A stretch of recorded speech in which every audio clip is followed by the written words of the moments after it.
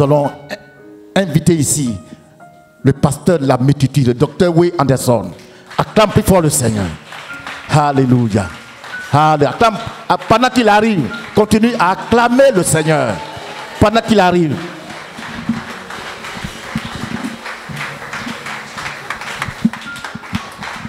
Levez les mains. Dis à Dieu de te parler. Prie pour toi-même. Il faut dire, parle-moi. Donne-moi une parole pour moi ce matin. Pour toi. Demande à Dieu de te donner une parole pour toi-même. Dis pour toi-même.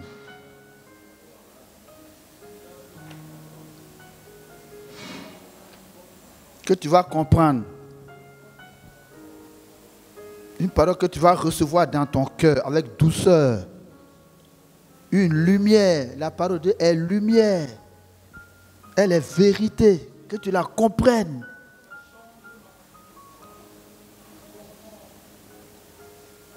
Une parole qui va demeurer en toi. Mais Saint-Esprit, au nom de Jésus. Veuillez vous asseoir en sa présence. Nous sommes en train d'étudier ce thème très important sur la connexion avec le Père. Vous dites la connexion avec le Père. Tout le monde, la connexion avec le Père. Être connecté à son Père. Et je l'ai intégré dans le thème de l'année. Vous dites triompher de la déloyauté par la connexion au Père. Et j'ai indiqué que la notion de Père est une notion centrale dans la parole de Dieu. Le Père spirituel, c'est même un principe d'organisation et de croissance et de bénédiction. Nous avons dit que, juste en introduction, nous allons étudier 3 pères dans cette étude. Le Père biologique, c'est-à-dire le Père qui nous a engendrés dans la vie, le Père céleste et le Père spirituel.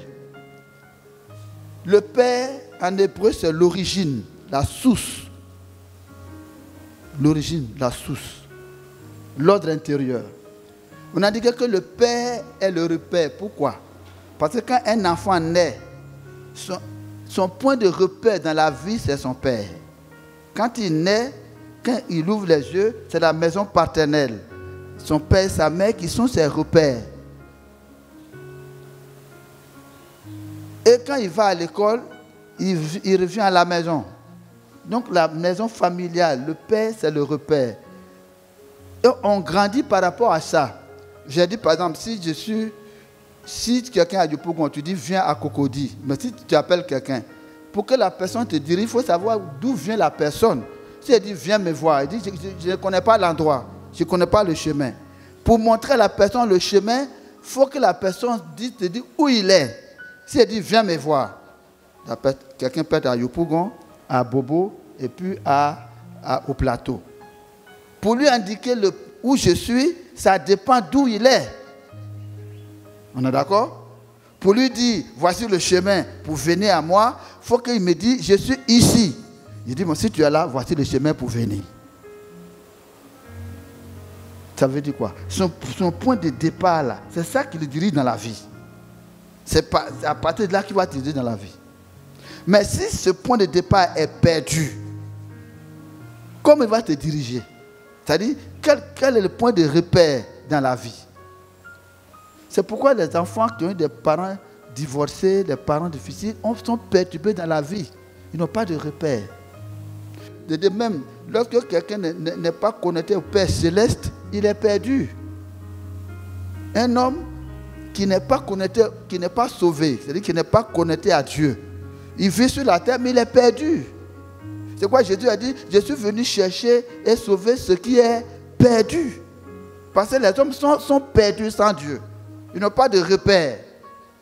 Quand quelqu'un dit que le jour où le Parlement français a voté la loi de l'homosexualité, il y a un président qui a dit que la France a fait de grands progrès. C'est-à-dire qu'ils ont voté, le Parlement a voté la loi de l'homosexualité. Il dit que c'est un progrès. Quand tu regardes ça, que c'est un président qui dit ça, il n'a pas de repère. Progrès par rapport à quoi? Il vient d'où, il va où? Parce que maintenant les hommes peuvent se marier entre eux, les femmes se marient. Ça c'est repère. Il n'a pas de repère. Quand quelqu'un n'est pas connecté à Dieu le Père, il n'a pas de repère. C'est la même chose. Ils sont perdus. Ils tâtonnent. Il prend l'eau pour l'adorer, il adore des masques. Il est perdu. Il est dans les ténèbres. Ce qui est valable pour tout homme qui ne connaît pas Dieu, c'est valable pour un enfant de Dieu qui n'a pas de père spirituel. Donc on a dit qu'il y a 3 notions de père. Il y a le Père céleste qui a créé les hommes. C'est Dieu qui a créé. L'esprit qui est dans tous les hommes, ça vient de Dieu. Donc quand l'homme n'est pas connecté à Dieu, le Père céleste, on va étudier ça un dimanche. Quand un homme n'est pas connecté à Dieu, il n'a pas la révélation du Père, il dit bon Dieu. Il peut prendre un singe pour son père. Les hommes disent on descend des singes. Comment un homme dit il descend des singes? Vous pensez que c'est correct? Parce qu'il n'a pas de repère. Il dit on vient des singes. On verra ça quand on va étudier le Père céleste. On voit que les hommes, même quand quelqu'un il est intelligemment assis, mais qui ne connaît pas Dieu, il n'a pas de repère. Sa philosophie, sa manière de vivre dans la vie. De même, un enfant biologique qui perd le contact avec son père et sa mère, il est dans les ténèbres. Proverbe 20, verset 20. Celui qui maudit son père et sa mère, sa lampe s'éteindra dans les ténèbres. Donc le père biologique, un enfant qui n'est pas en contact avec son père biologique, ou bien qui le méprise, qui dit, il est dans les ténèbres. Maintenant, dans l'église aussi, un chrétien qui n'a pas de père spirituel, ou bien qui n'a pas un leader qui reconnaît comme son père, parce qu'on verra que le père, c'est celui qui nous a engendré, mais le père, c'est celui qu'on reconnaît comme père. Paul n'a pas engendré Timothée en tant que pasteur. Ce n'est pas Paul qui a prêché à Timothée pour que Timothée soit converti. Mais Timothée est devenu fils de Paul. Je disais tout à l'heure, comment ça se fait? Si un chrétien n'a pas de père, il est dangereux. Il faut dire qu'il est dangereux. Et au Nigeria, quand tu arrives, on dit qui est ton père? C'est la question que tu te poses. Qui est ton père? Si tu n'as pas de père, dis donc, qui est ton père spirituel? Si tu ne connais pas, on dit il est dangereux. Parce qu'il a oublié. Tu n'es pas tombé du ciel comme ça. Quelqu'un qui t'a engendré dans la foi. Il y a quelqu'un qui est sur toi. Mais si tu ne le connais pas, tu es perdu. Et ils ont peur de travailler avec des gens qui n'ont pas de père. S'il ne reconnaît pas son père, demain il ne va pas te reconnaître. Donc la notion qu'on est en train d'étudier est importante. On a vu déjà 2 thèmes. On a étudié le père spirituel. On aura donc 5 thèmes sur ce point. Le père biologique, le père céleste et le père spirituel. Le père spirituel, j'ai consacré 3 études. La première étude, c'est Abraham, le modèle du père spirituel. Abraham, le modèle du père, on a déjà vu ça. Et on a montré le mode opératoire de Dieu.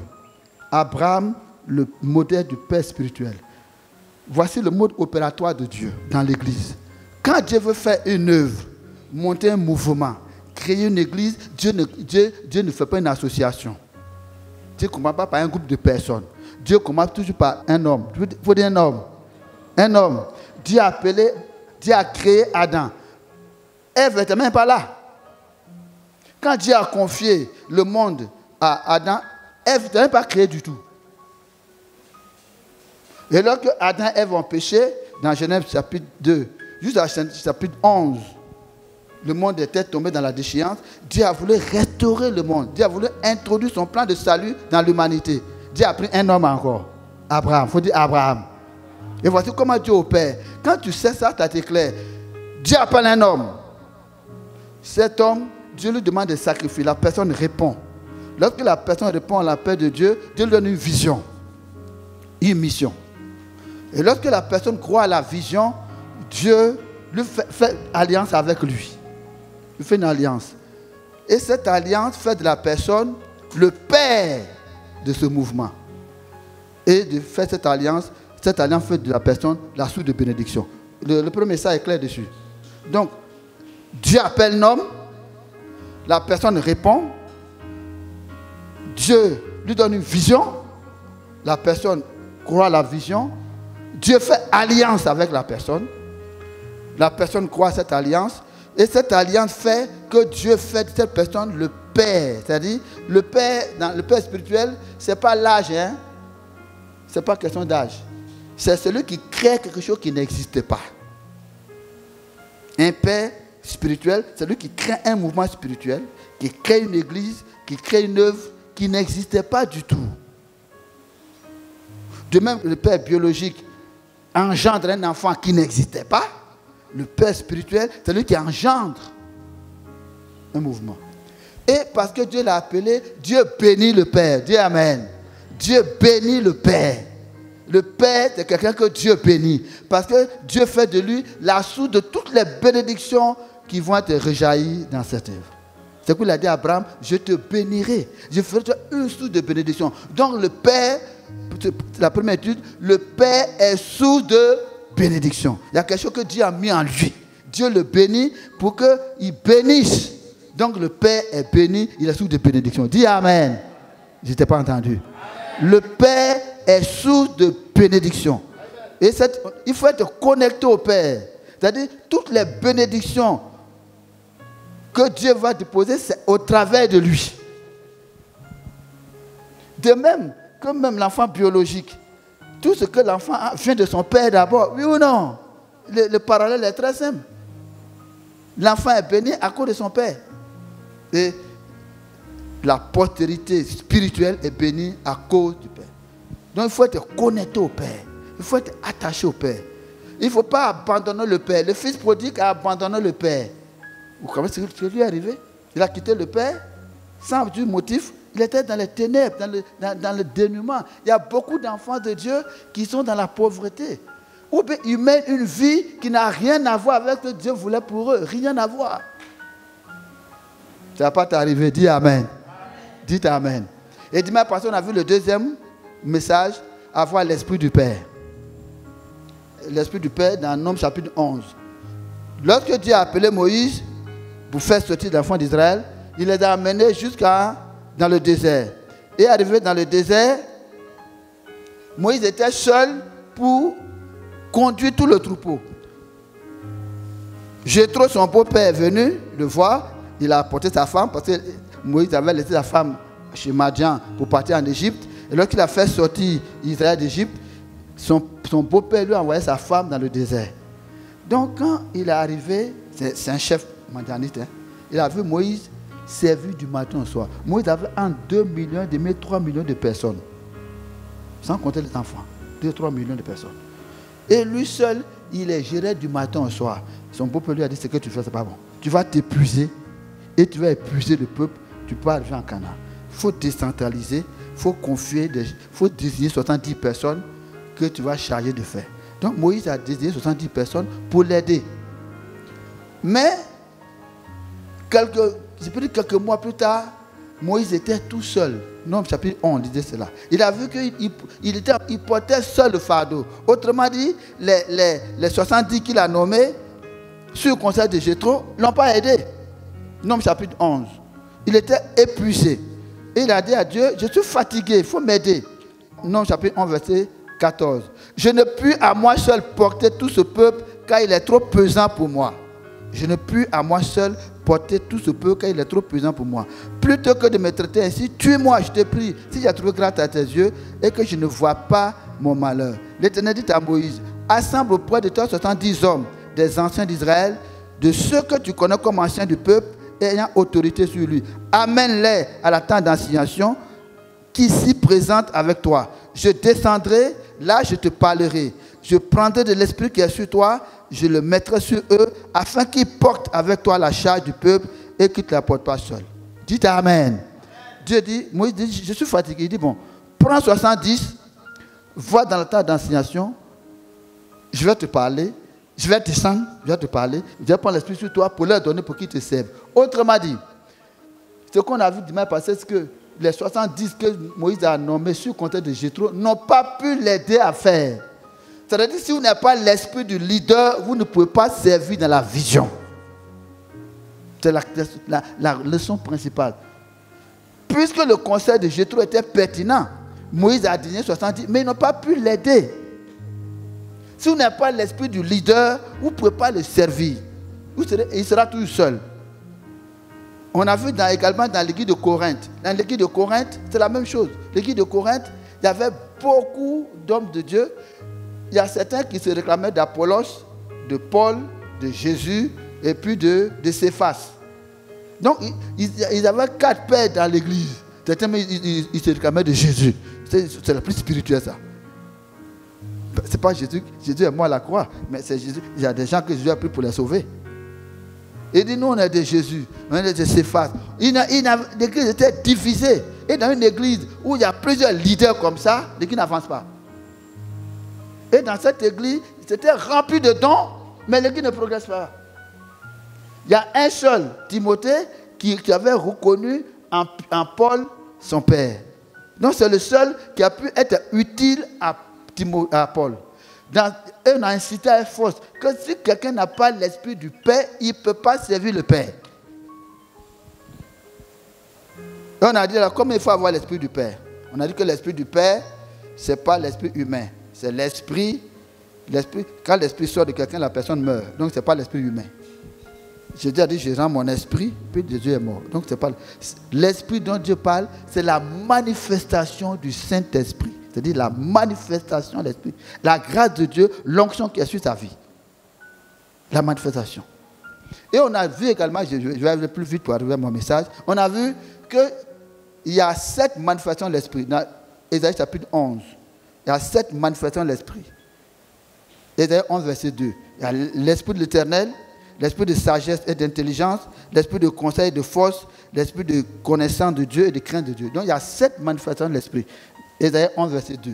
Et chaque homme de Dieu a reçu un courant particulier, une grâce particulière. Dis Amen. Dis Amen.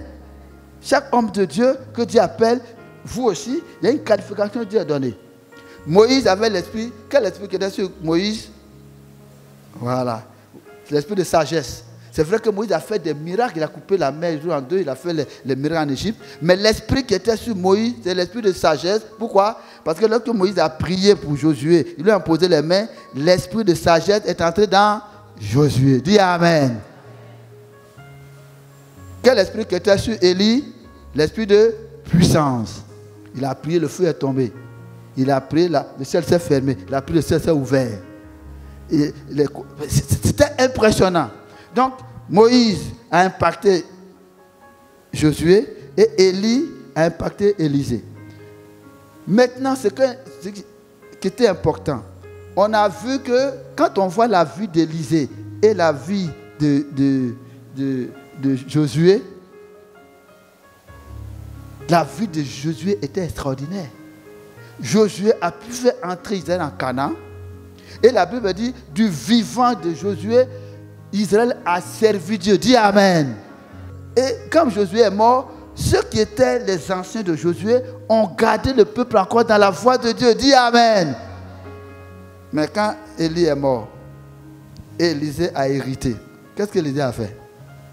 Pendant qu'il sortait de Jourdain, les enfants ont dit, Élie, monte, chauve. Élisée, monte, chauve, chauve. Il les a maudits. 2 sous sont sortis pour tuer les enfants. Puissance sans sagesse. 12. 42 enfants sont morts. Parce qu'il n'a pas pu se maîtriser. Géasi est mort. On n'a pas vu le survivant d'Élie. D'Élie et d'Élisée. Mon désir, c'est que vous soyez qu'avec moi et après moi vous servez Dieu. Dis Amen. Dis Amen. Et on a dit l'esprit qui était sur... Comment avoir l'esprit de l'homme de Dieu? Il faut demander ça. Il faut prier pour avoir cet esprit. Il faut servir l'homme de Dieu. Il faut écouter les prédications de l'homme de Dieu. Il faut être attaché à lui. Dis Amen. Donc il y a 4 choses.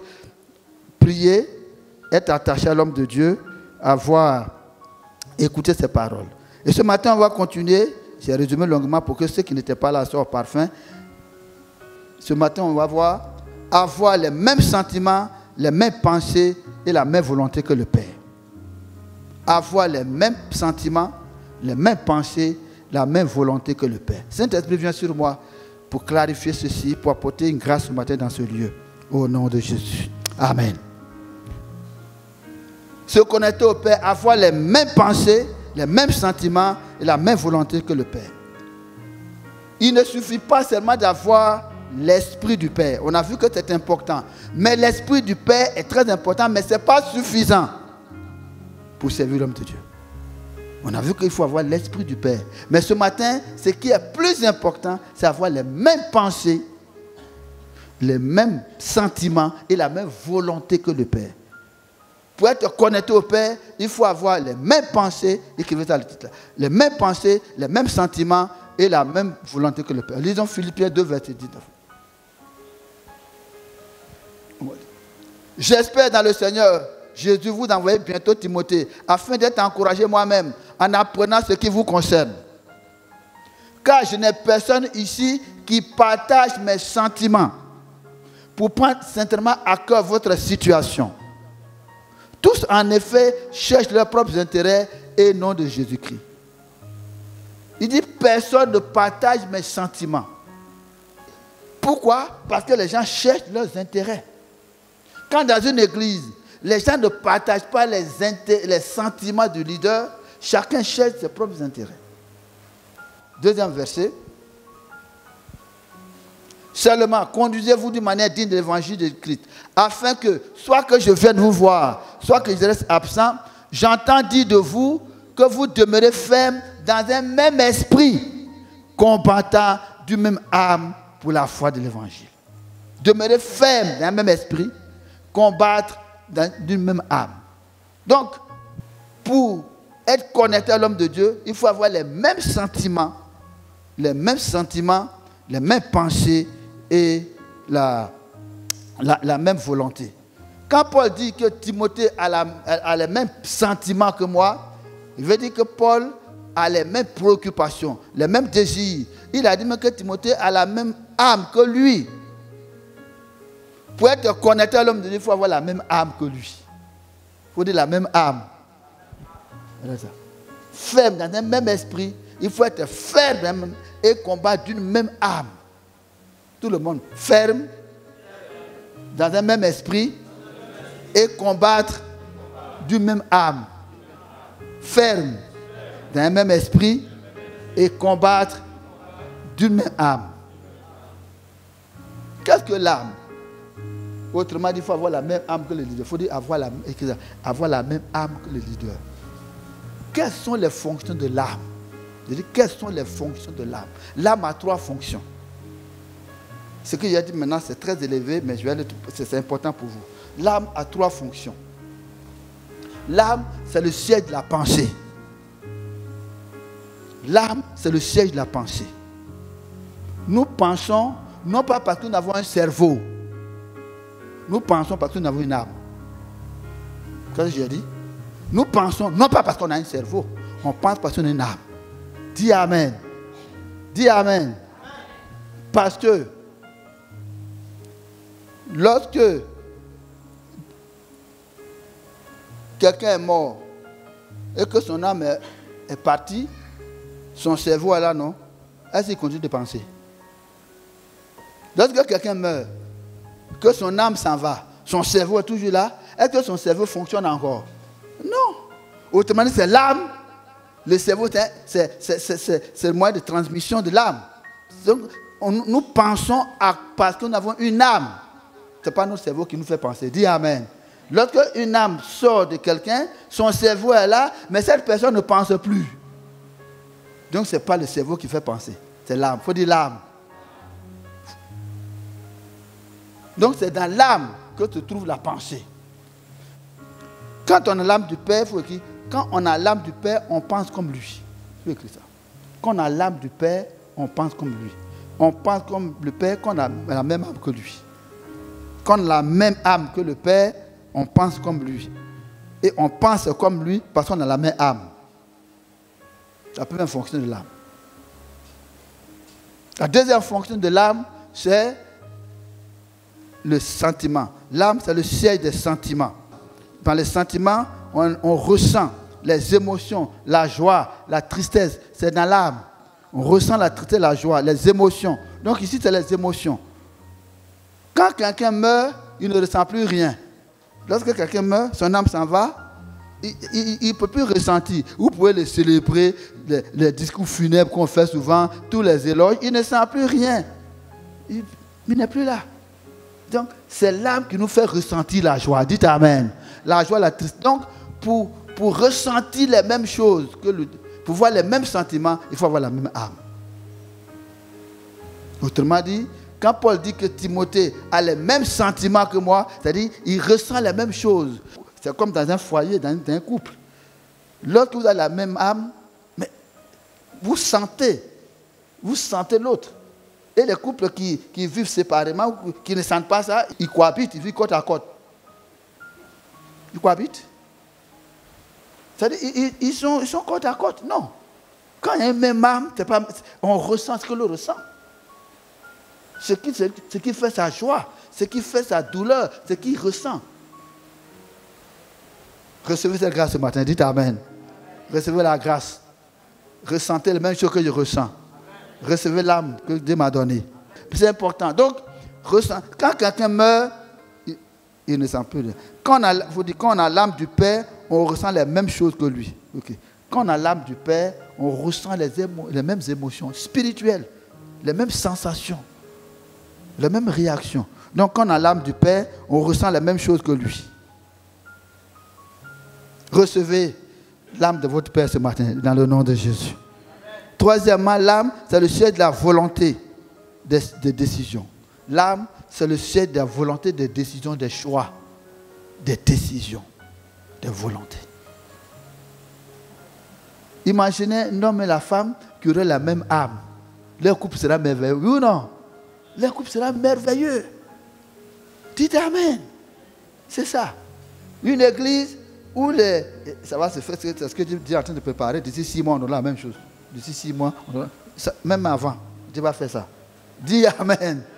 Et la même âme, la même volonté, les mêmes choix, les mêmes décisions.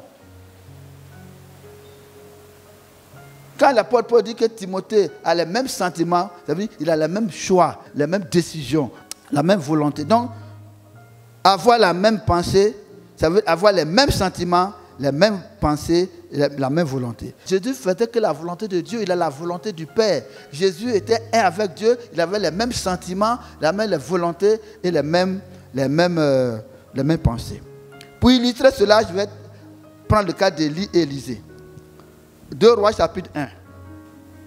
Pour illustrer ce que je viens de dire, qu'il faut avoir l'âme, c'est-à-dire les mêmes pensées, les mêmes sentiments, les mêmes volontés. Élie devait être enlevé. Il devait être enlevé, ils étaient à Gilgal. C'était le jour où Dieu devait l'enlever. Et il dit à Élisée, il faut rester ici. Moi, je m'avais derrière Jourdain, parce qu'aujourd'hui, je vais t'enlever. Il dit, non, je reste avec toi, je ne veux pas te quitter.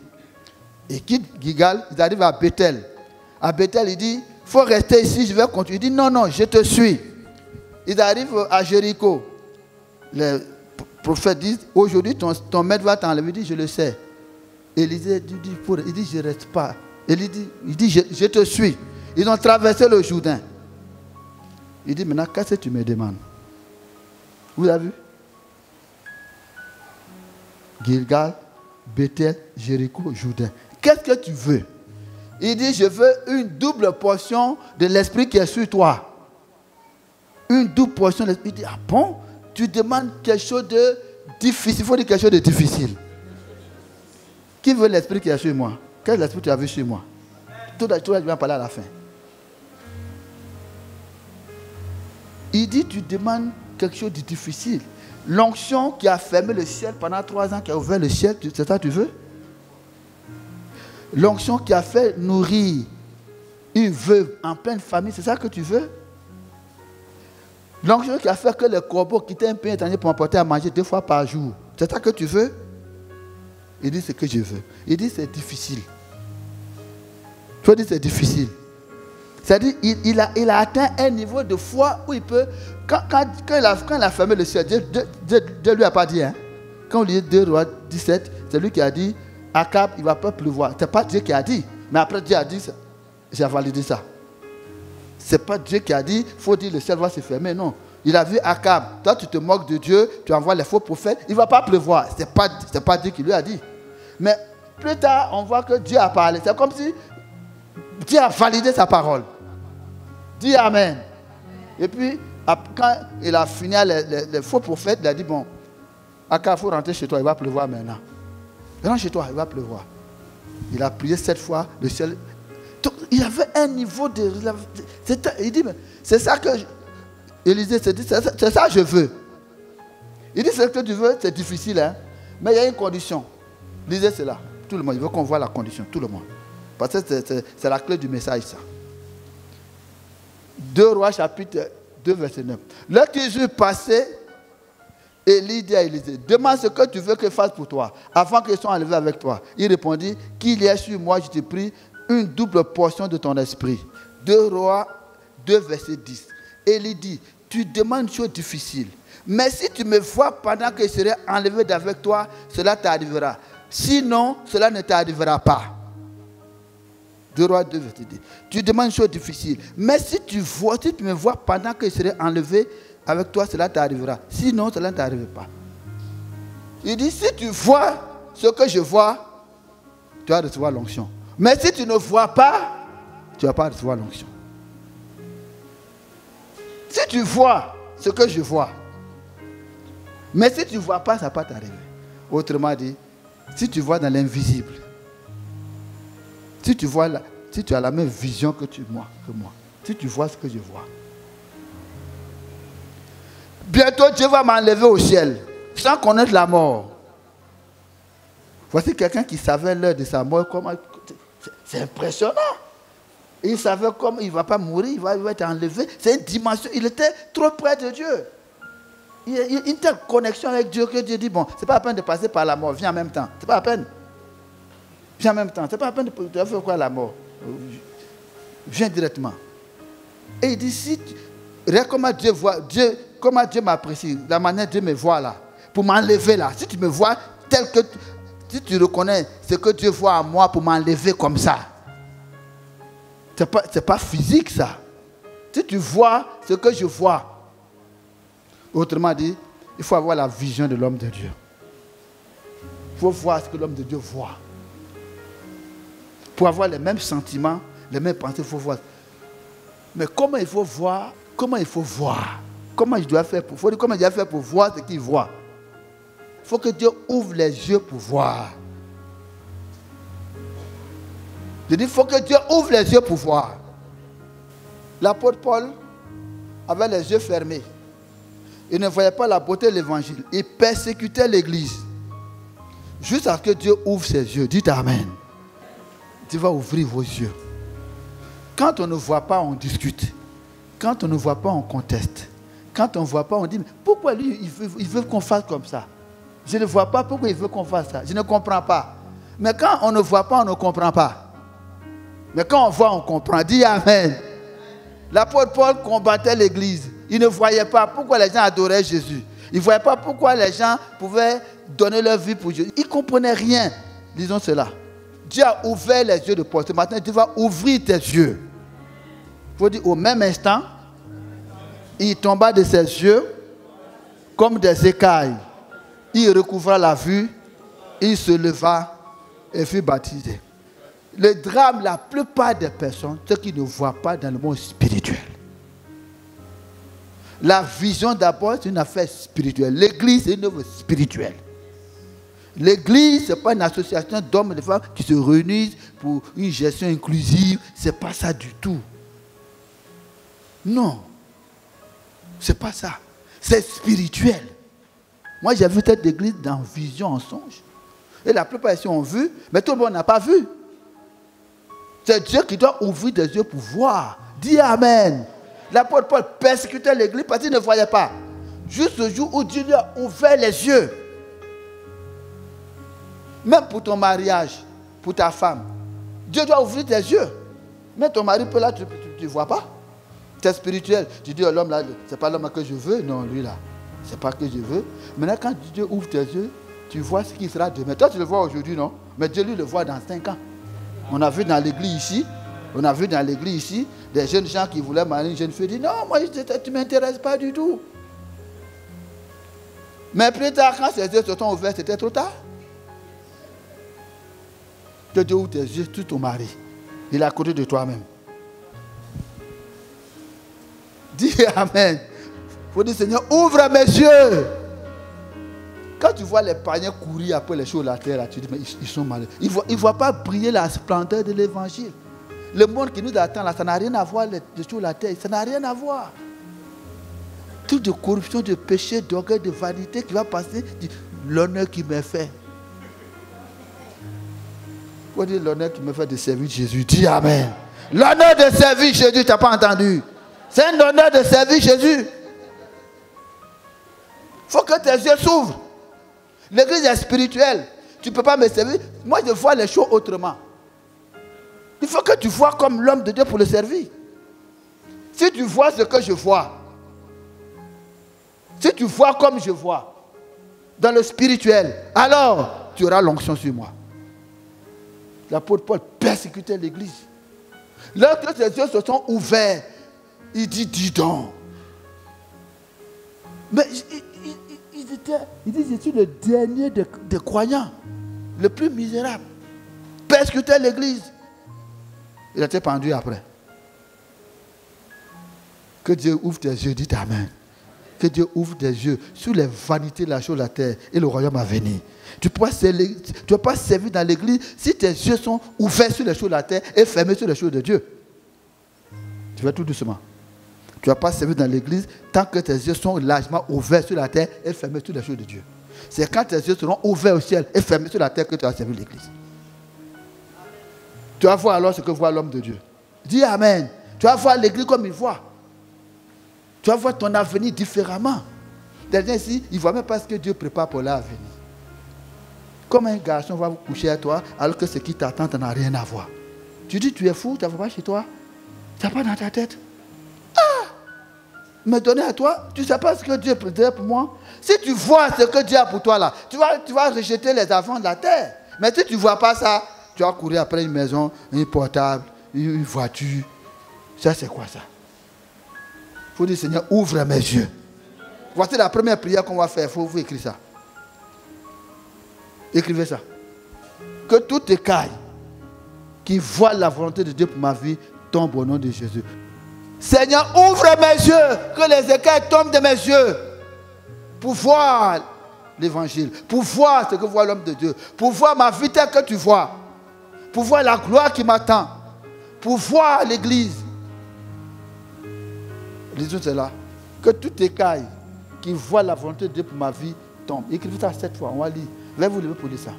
J'ai 2 prières à faire pour terminer. Pour que vous voyez, il faut que vos yeux s'ouvrent. Il faut que Dieu intervienne pour ouvrir vos yeux. C'est tout. Pour voir l'homme de Dieu. Ce qu'il fait. Pourquoi il se comporte comme ça là? Quand tu vas voir la même chose que lui, tu agis comme lui. Veuillez vous lever s'il vous plaît. Que tout écaille qui voit la volonté de Dieu pour ma vie tombe au nom de Jésus. Que tout écaille qui voile la volonté de Dieu pour ma famille tombe au nom de Jésus. Que tout écaille qui vole la volonté de Dieu pour ma vie tombe. Cette prière, il faut l'intégrer dans vos Bibles. Quand tes yeux s'ouvrent sur les choses de Dieu, ça change ta vie. Tout le problème qu'on a dans l'église, sur la vision de l'église, c'est ça. Il y a un qui voit autre chose, toi tu vois autre chose. Si tu vois ce que je vois, tu auras l'onction.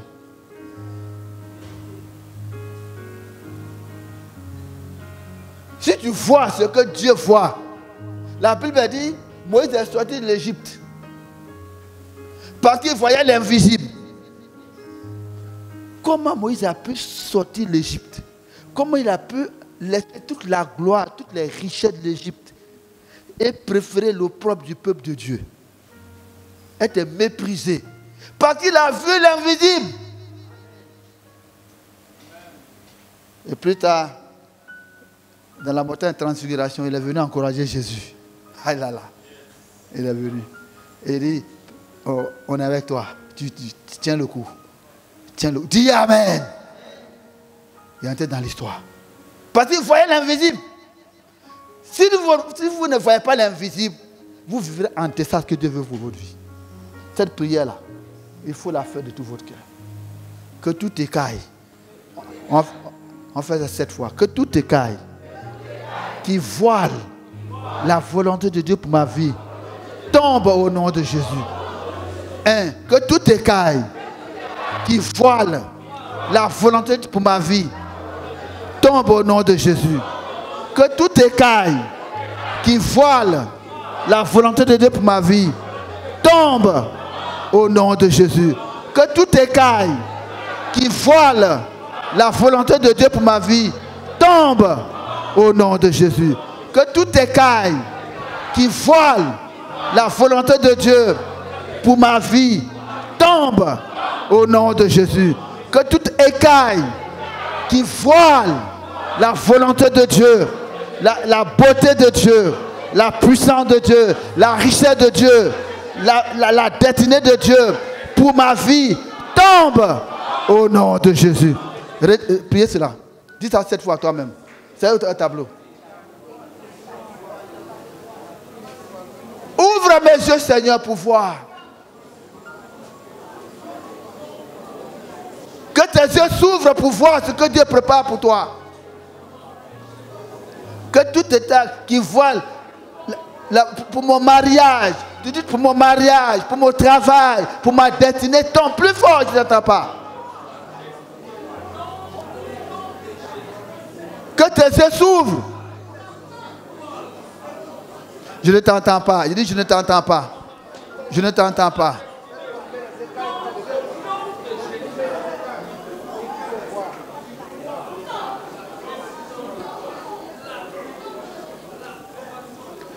Encore plus fort. Regardez-moi ici. Cette prière, ça va changer le cours de votre vie. Ce qu'on voit affecte notre destinée. Et ce qu'on voit affecte notre destinée. Les convoitises viennent de quoi? Les convoitises de la chair. Ce qu'on voit. Que Dieu ouvre tes yeux pour voir le mariage qu'il veut pour toi. Si tu vois ce que Dieu prépare pour ton mariage, tu ne vas pas courir après un gamin du quartier. Lui, il se cherche même. Ouvre mes yeux. Fais ça pour ton mariage. Que tout écaille qui voile la volonté de Dieu pour mon mariage. Tu ne vois pas ton avenir. Prie pour ton mariage. Je ne t'ai pas entendu. Que tout écaille, tout le monde, que tout écaille qui voile la volonté de Dieu pour mon mariage tombe. Que tout écaille qui voile la volonté de Dieu pour ma destinée, pour mon avenir, tombe. Ça commence à venir. Prière suivante. Ben vous asseoir. Je refuse l'égarement, la confusion, l'ignorance au nom de Jésus. Je refuse l'égarement, la confusion, l'ignorance au nom de Jésus. Pourquoi les gens sont dans la confusion? Parce qu'ils ne voient pas.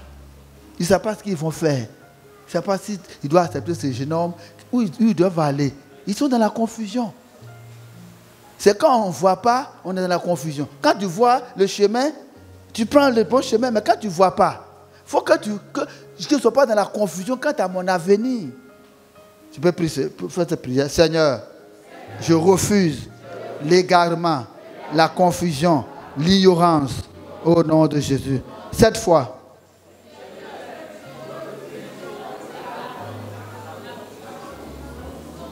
De tout ton cœur.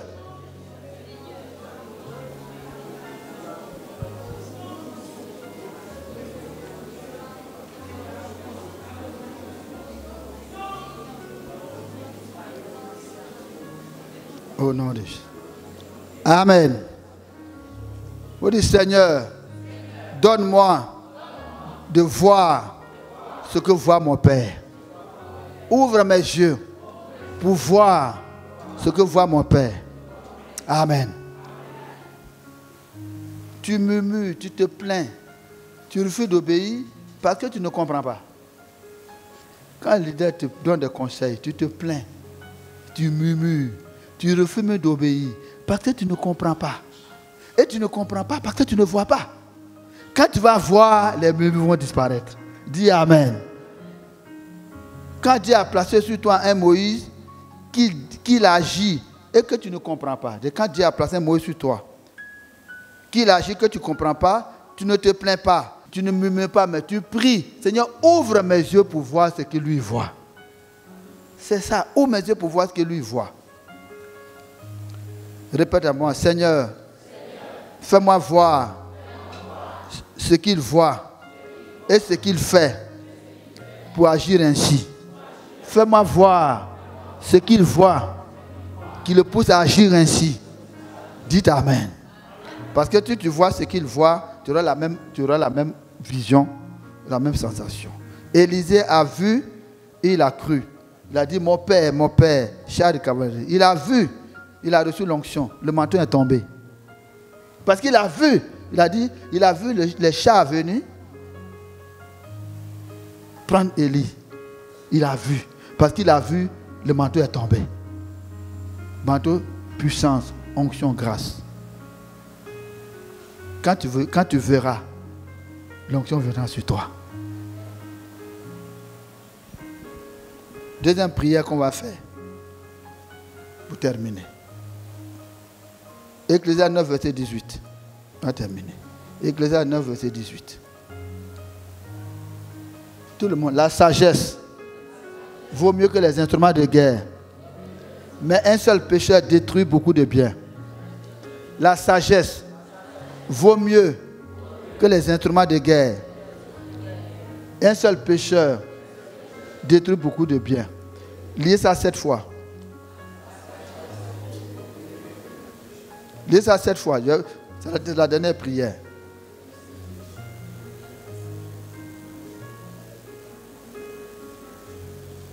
Amen. Regardez-moi ici. Il y a des combats qui sont inutiles. Satan est stratège pour t'imposer des combats inutiles. Il y a des guerres que tu fais parce que tu manques de connaissances. Il y a des combats inutiles, des affaires inutiles qui perdent ton temps des années. C'est quoi ne te trompe pas d'ennemi. L'ennemi a l'art de nous faire tromper d'ennemi pour que tu fasses des combats inutiles, des prières inutiles. Tu t'épuises.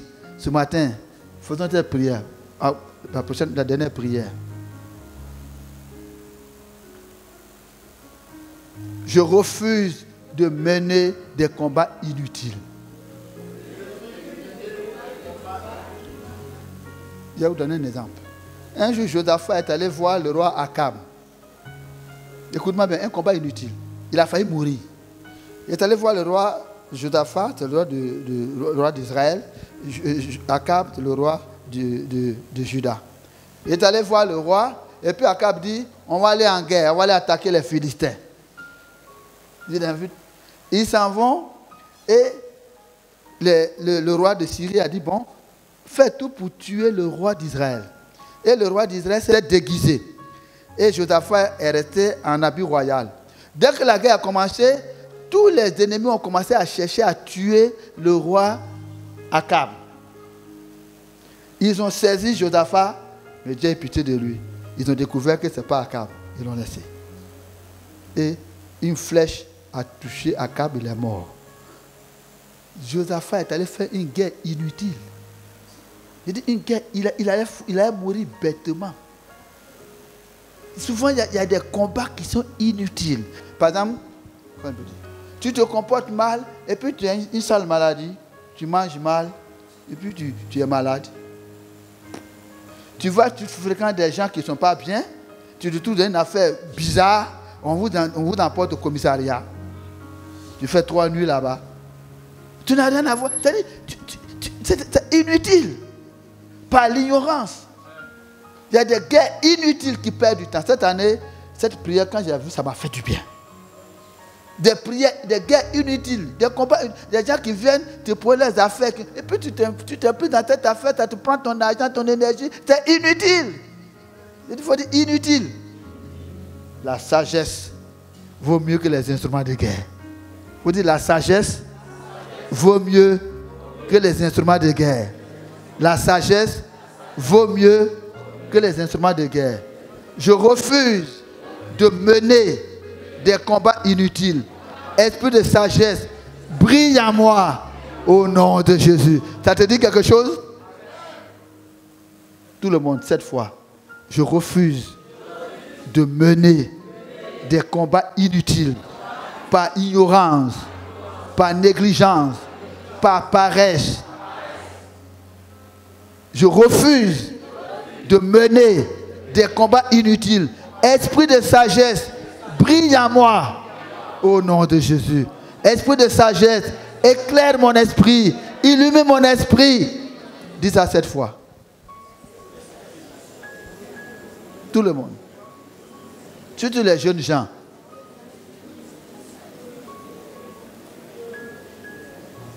Je ne vous entends pas. Hein? Je ne vous entends pas.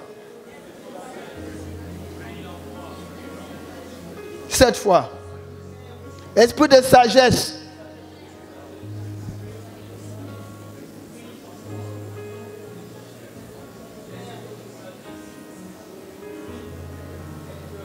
Pour prendre de bonnes décisions.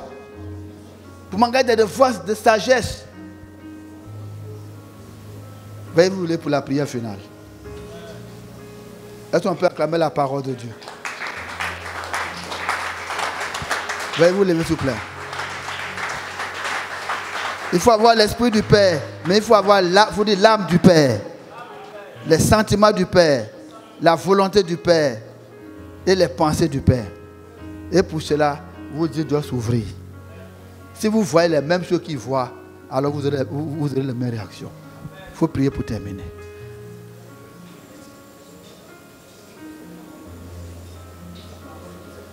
Prie pour toi-même, puis j'ai terminé. Ouvre mes yeux pour voir ce que voit ton serviteur.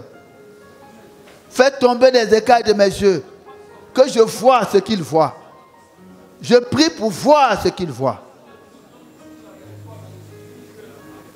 Que je vois le spirituel, que je vois ce qu'il voit.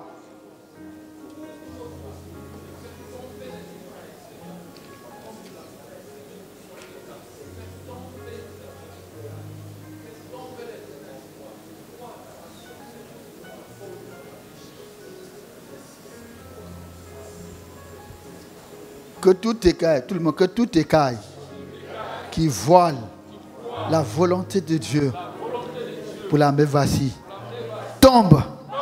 Que tout écaille qui voile la volonté de Dieu pour ma vie, pour mon travail, pour mon avenir, tombe au nom de Jésus.